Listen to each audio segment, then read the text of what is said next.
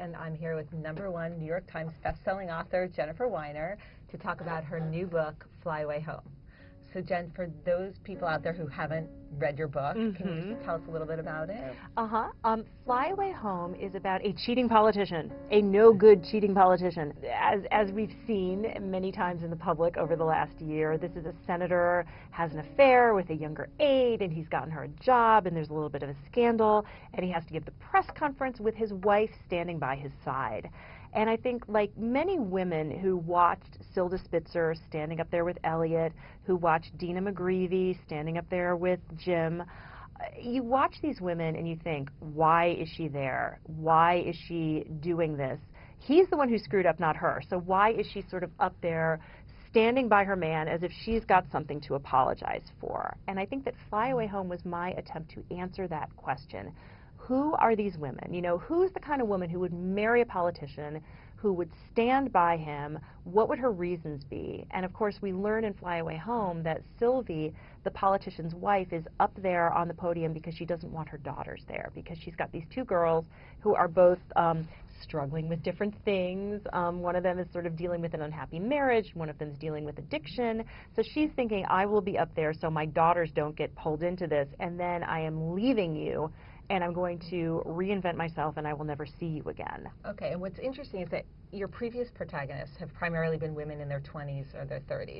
And here you have Sylvie, who's a woman in her late 50s. Yeah. So what was, how was it to write about an older woman? It was really, really interesting for me to sort of write somebody who, like, not only is she not me age-wise, but she's not me in terms of personality, in terms of inclination, in terms of history. Sylvie is a behind-the-scenes kind of woman. Like, she's smart, she's educated, she was groomed to run the world. Her mother was sort of this feminist forerunner who was a judge, who was a lawyer, who was a very big deal, who is not so quietly disappointed that her daughter has chosen this other path. But Sylvie was fascinating for me to write because, in a way, she's realizing the consequences of her choices, and that if you've chosen, rather than being an independent woman, to be part of a team where the man is the leader, what happens when he betrays you? And the answer is, she's feeling not only has she lost her husband, but she's lost her job, which is really poignant for her. I mean, she's lost her entire identity, like everything's gone.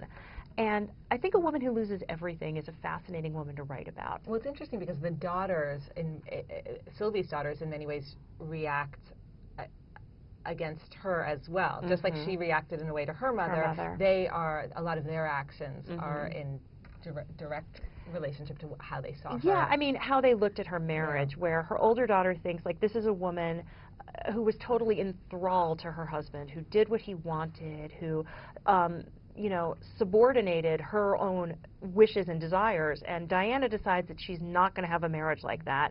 She's going to have a marriage where it's not sort of man up here, wife down here, but they're going to be more equal, or maybe even the wife is going to be a little bit on top, and of course that doesn't work out well for her for other reasons. I mean, she's sort of made not great choices about love and marriage. You know, and then Lizzie, who is just sort of feeling like a classic underachiever. Like, her dad is a senator, her mom is the perfect wife, her big sister is a doctor who's married with a kid, and then there's Lizzie, who's just a little lost, who wasn't a standout student, who doesn't have political instincts, who wasn't going to be a lawyer, and is just sort of trying to find her feet when this scandal with her father erupts.